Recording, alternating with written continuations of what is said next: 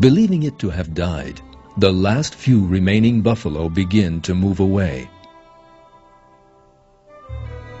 And yet, another miraculous event takes place. The injured buffalo cries out one more time, as if asking them not to leave it. The herd immediately come back. The buffaloes once more see off the approaching lions. With a final effort, the elderly buffalo rises to its feet, and mingling with its rescuers, is lost from sight.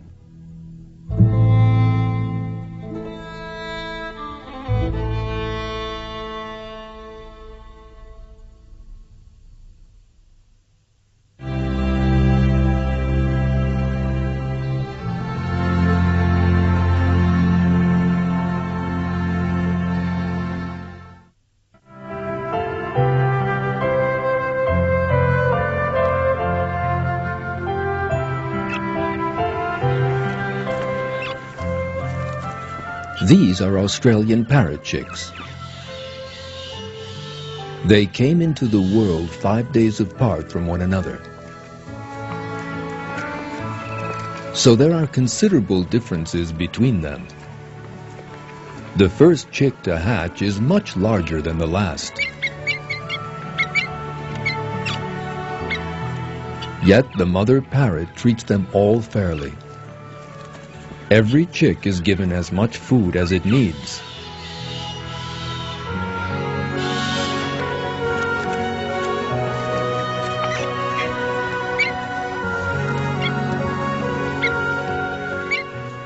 Ten days later, the oldest chick is still much larger than the others. Yet it miraculously shares its food with the smallest and weakest sibling, feeding it with its own beak.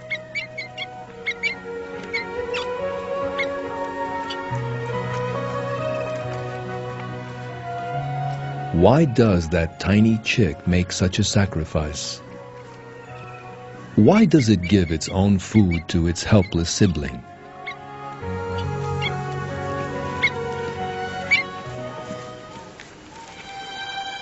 Believers in Darwin's theory of evolution can never answer that question. Because that outdated theory rests on the assumption that everything in nature is selfish and engaged in a ruthless fight for survival.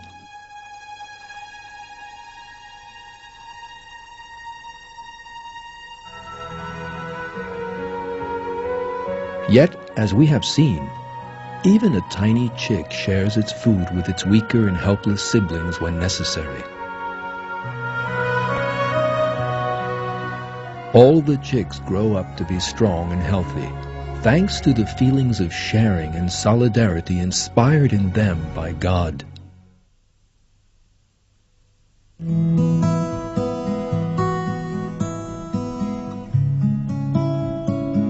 The woodpecker's beak is a magnificent drill.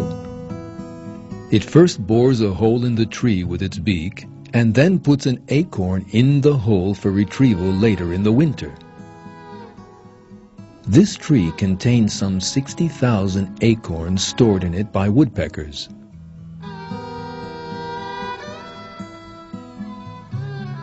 It is no easy job to make 60,000 holes in tree bark.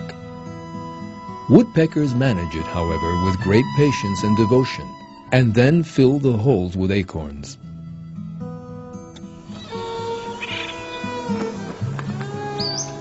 Their aim is to be able to feed their families through the harsh days of winter.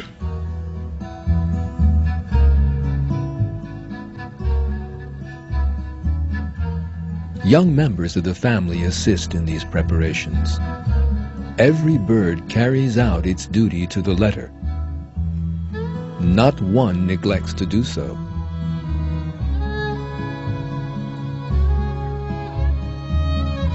In a demonstration of perfect cooperation and solidarity, the woodpecker family prepares for the hard days to come.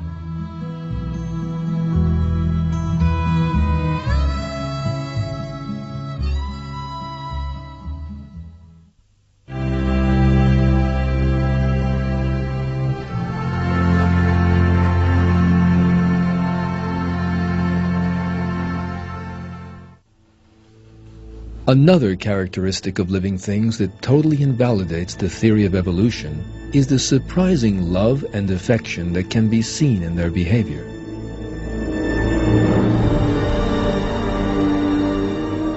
The theory of evolution rests on the assumption that all living things are selfish and engaged in a ruthless fight for survival, whereas the fact is that their behavior reveals the exact opposite.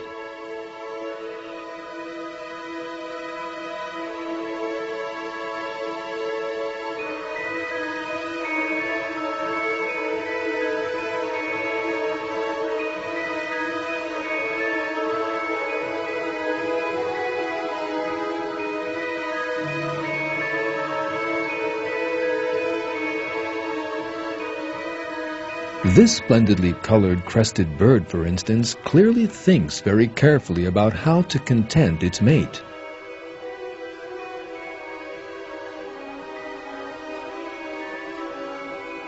It gives her little presents, a piece of fruit, for instance. Birds all over the world treat their mates in the same attentive manner. The guan bird in the Amazon jungle behaves in just the same way, as does the European goldfinch.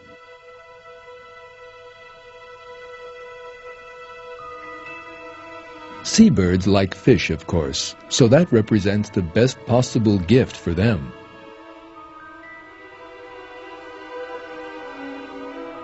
Grebes also like fish, but for the grebe an exchange of gifts is only the beginning. Couples decide whether they are suited by dancing. At the start of the dance, they imitate each other's movements.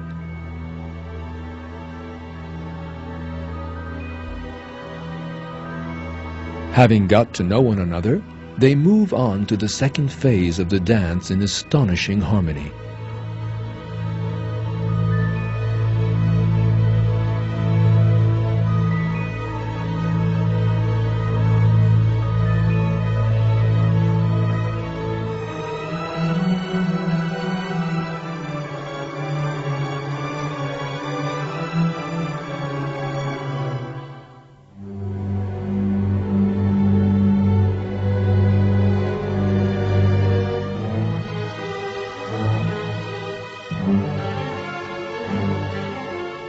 This dance shows the neighborhood that a new family has been born.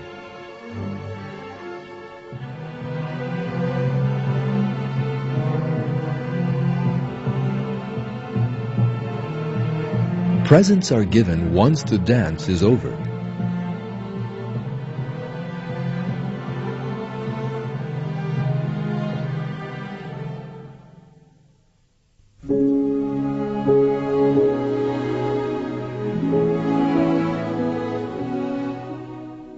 The male seagull also gives his mate presents. After building their nest, the male and female begin caring for each other in the most attentive manner.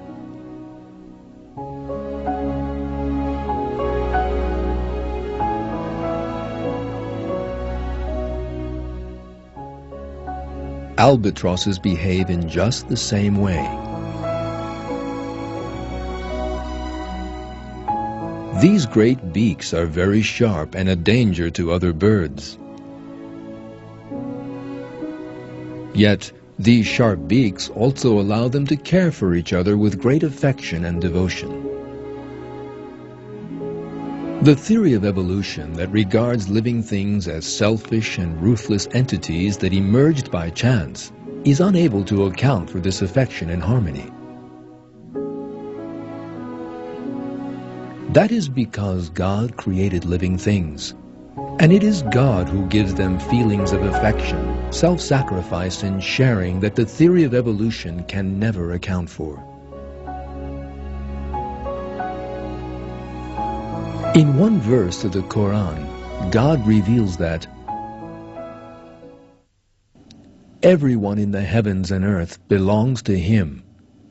All are submissive to Him.